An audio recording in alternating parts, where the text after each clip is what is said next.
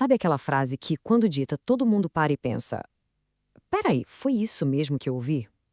Pois é, uma declaração feita em um evento oficial que, à primeira vista, parece um simples deslize. Mas e se não for? A fonte que a gente analisou hoje acredita que é muito mais do que isso. Então, bora mergulhar essa história para entender a tese de que não foi um erro, mas sim uma revelação. Então, a frase que está no centro de toda essa polêmica é exatamente essa aí. Imagina a cena: evento oficial e o presidente diz que o objetivo é trabalhar para que o Brasil seja um dos países mais respeitados do mundo no crime organizado. Pois é, foi isso mesmo. Uma declaração que, convenhamos, deixa qualquer um de queixo caído. E, claro, abriu a porta para um debate gigantesco. E é aqui que a coisa toda se divide, sabe? Basicamente, existem dois caminhos para interpretar isso. O primeiro, o mais óbvio, é pensar: foi só uma gafe, um tropeço nas palavras, acontece. Mas tem um outro lado, que é a tese que a nossa fonte defende e que a gente vai explorar aqui. E se não foi um simples erro? E se essa frase revelou alguma coisa muito mais profunda? Essa é a grande questão que vai guiar a nossa conversa. E olha só, o contexto onde essa frase foi dita deixa tudo ainda mais curioso, para dizer o mínimo. Não foi num evento qualquer, não. Aconteceu durante a sanção de uma lei contra o terrorismo. A ironia é bem forte, né? E para quem analisou isso na nossa fonte, esse foi o primeiro sinal de alerta, a primeira pista de que tinha algo a mais para investigar ali. E é exatamente nesse ponto que a análise da nossa fonte começa a ir por um caminho diferente.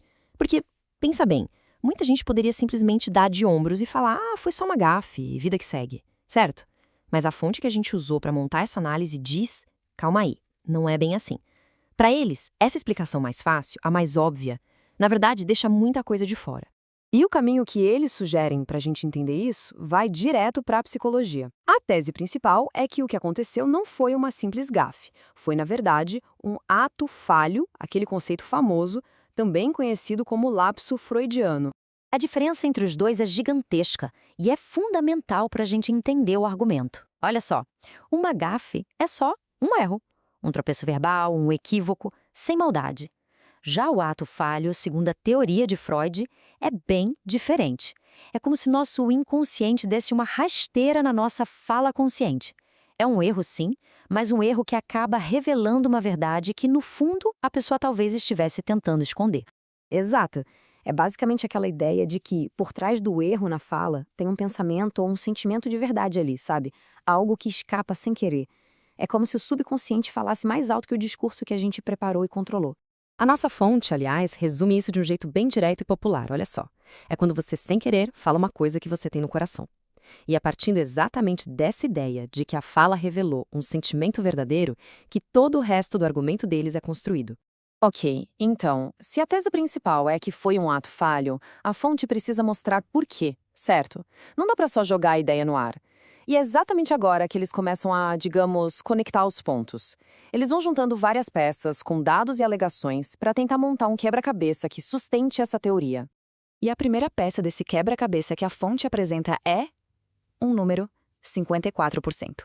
Mas o que significa esse número? Bom, segundo a fonte, uma auditoria do TCU teria mostrado que o principal programa do governo federal de combate ao crime organizado só executou 54% do orçamento previsto.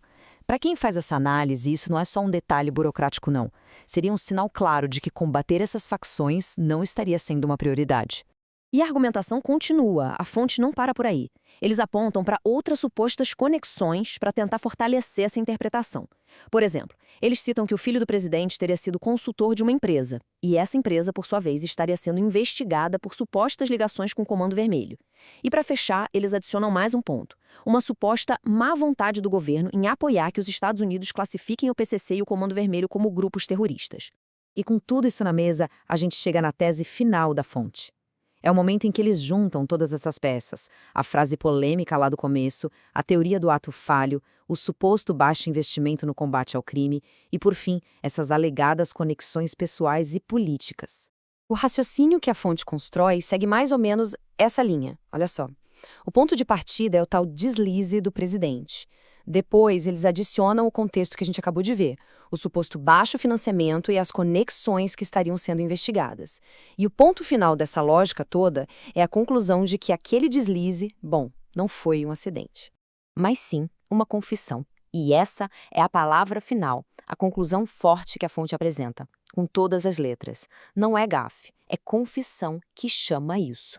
No fim das contas, essa análise toda levanta uma questão que vai muito além desse episódio específico, né? No mundo da política, onde cada vírgula é calculada, onde será que fica a linha que separa um simples erro de uma mensagem intencional, de algo que foi dito de propósito? Muitas vezes, essa fronteira entre o que foi dito e o que foi revelado não é definida por quem fala, mas sim pela interpretação de quem ouve. É uma reflexão que, com certeza, continua ecoando muito tempo depois que os microfones se desligam.